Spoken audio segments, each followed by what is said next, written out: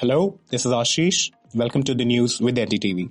It's Tuesday, March 4th, and coming up in today's episode. Maharashtra Minister Dhananjay Munde resigns amid Sarpanch murder row. India responds to the UN chief Volker Turk remarks on Manipur JNK case.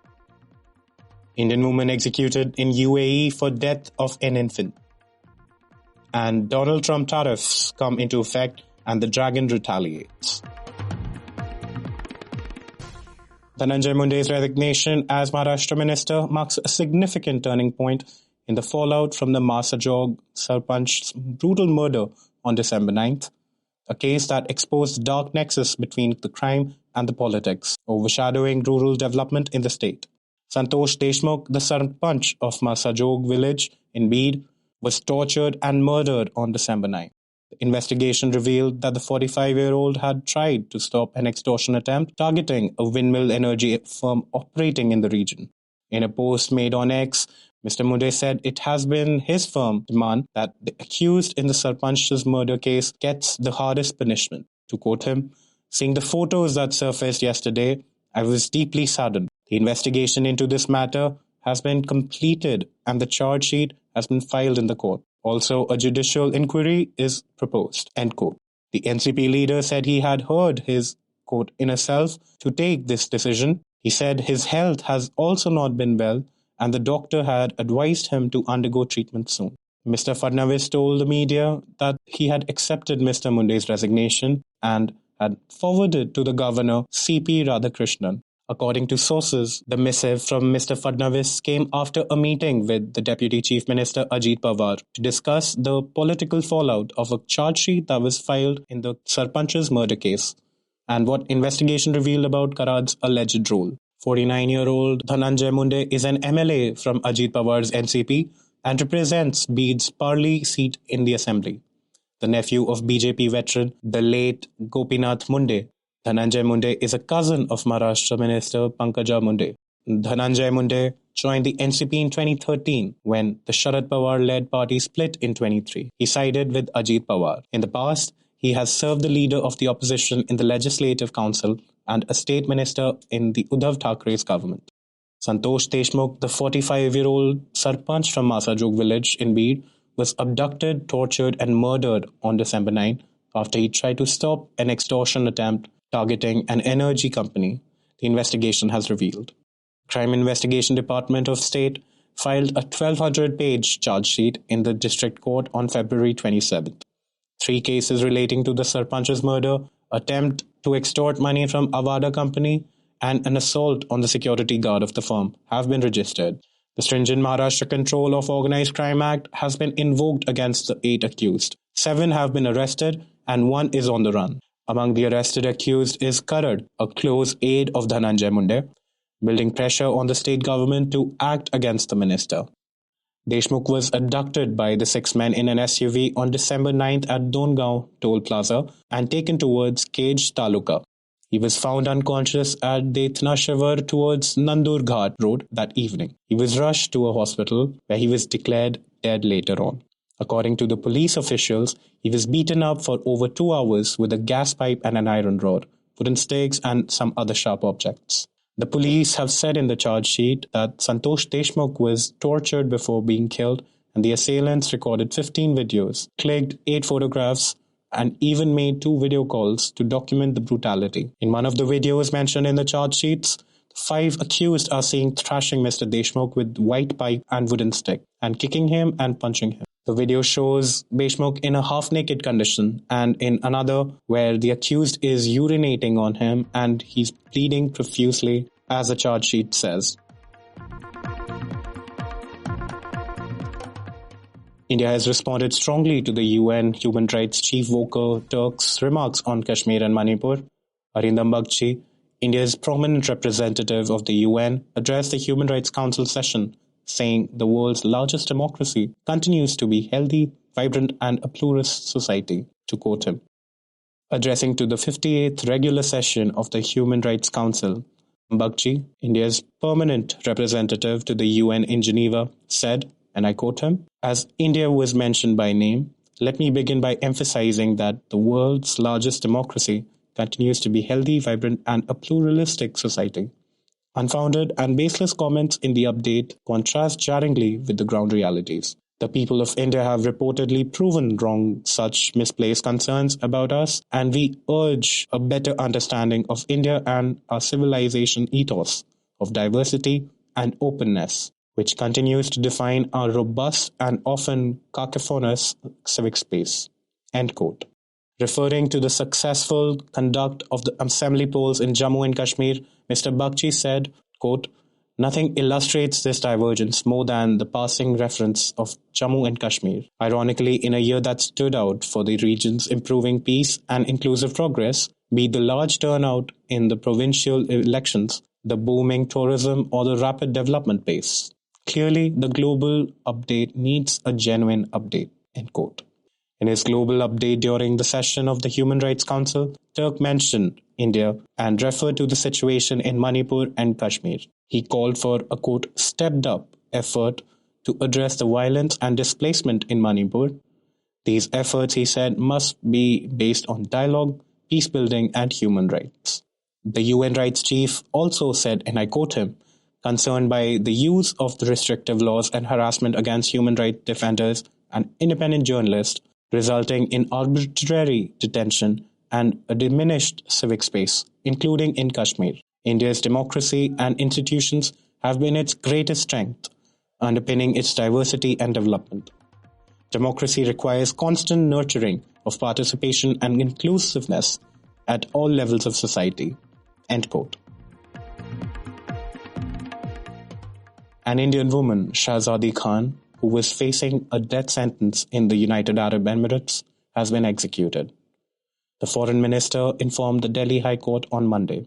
A 33-year-old woman from Uttar Pradesh's Banda district was facing execution in Abu Dhabi over an allegation of killing a 4-month-old child. According to a report from ANI, the Indian Embassy in the United Arab Emirates provided all possible legal assistance to Shahzadi Khan. The Indian national executed in UAE, including sending mercy petitions and pardon requests to the government of UAE, the Ministry External Affairs added. Shahzadi Khan was executed on February 15, 2025, per the laws and regulations of the UAE, the ministry told the court. The additional Solicitor General Chetan Sharma also said the Indian Embassy in UAE received an official communication about Khan's execution from the government on February 28th. And to quote, "Authorities are extending all possible assistance and her cremation is scheduled on March 5th, 2025. End quote. This came after Khan's father Shabir Khan approached the court seeking the access information regarding the exact court legal status and well-being of his daughter. Following the ministry's submissions, the court dismissed the plea, calling it a sad and unfortunate incident, to quote them. Shahzadi Khan was imprisoned in Abu Dhabi's Al-Wataba jail and was sentenced to death for death of a child who was under her care. According to Shabir Khan's petition, his daughter traveled to Abu Dhabi in December 2021 after obtaining a legal visa. In August 2022, her employee gave birth to a son whom Khan was employed as a caregiver.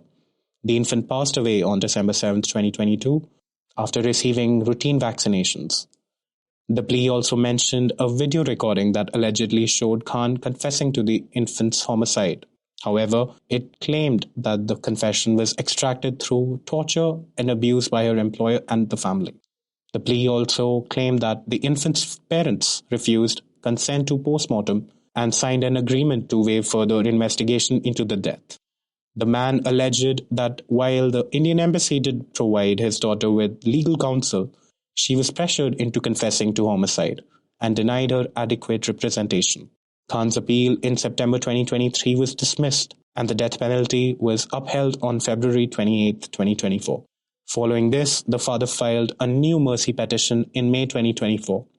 On February 14, 2025, he received a call from his incarcerated daughter suggesting imminent execution. He then filed a formal request with the Foreign Ministry on February 20, 2025, seeking an inquiry into the legal status and well-being, but received no update. China retaliated against the US tariffs today and announced a 10 to 15% tax on the imports of chicken, wheat, corn, and cotton from the United States. Stock market across the globe sank after the US President Donald Trump made it clear that US tariffs on Mexico and Canada would go into effect as planned. Trump's comment made on Monday has struck some fear in the North America and sent some financial markets reeling. The US stocks tumbled sharply in the late afternoon trading, while the Mexican peso and the Canadian dollar also fell. The move places 25 US firms under export and investigation restrictions. The US president added that the 25% American tariffs on imports from Canada and Mexico will take effect from Tuesday after the 30-day pause on duties tied to the legal border crossings and the flow of fentanyl into the United States expires. Trump also reaffirmed that he will provide increased tariffs on all Chinese imports to 20% from the previous 10% to punish Beijing for failing to halt shipments of fentanyl to the US.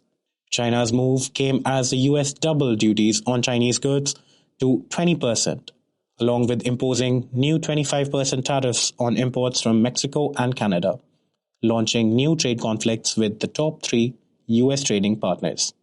To quote, Beijing will impose an additional 15% tariff on US chicken, wheat, corn, and cotton, and an extra 10% levy on US soybeans, sorghum, pork, beef, aquatic products, fruits, vegetables, and dairy imports from March 10th. As quoted by the Finance Ministry. In a separate statement, China's Commerce Minister said the unilateral tariff measures of the United States seriously violate World Trade Organization rules and undermine the basis for economic and trade cooperations between China and the USA. To quote, China will firmly safeguard its legitimate rights and interests, end quote. The extra 10% duty which US President Donald Trump threatened China last week entered into force today, resulting in a cumulative 20% tariff in response to what the White House considered Chinese inaction over the drug flows. The cumulative 20% duty also comes top of tariffs of up to 25% imposed by Trump during his first term on some $370 billion worth of US imports. Some of these products saw American tariffs increase sharply under the former President Joe Biden last year, including a doubling of duties on Chinese semiconductors to 50% and a quadrupling of tariffs on Chinese electric vehicles to over 100%. The 20% tariff will apply to several major US consumer electronic imports from China previously untouched by the prior duties, including smartphones, laptops, video game consoles, smartwatches, speakers, and Bluetooth devices. The US has argued that China supplies chemicals used in fentanyl production, and China has denied of any wrongdoing. That's all for today. You were listening to the News with NDTV, your daily newspaper and bulletin wrapped in a compact podcast. If you want to catch up with the day's events in a hurry, do remember to subscribe to the News with NDTV on Apple Podcast, Spotify, and the NDTV News app. This is your host, Ashish, signing off.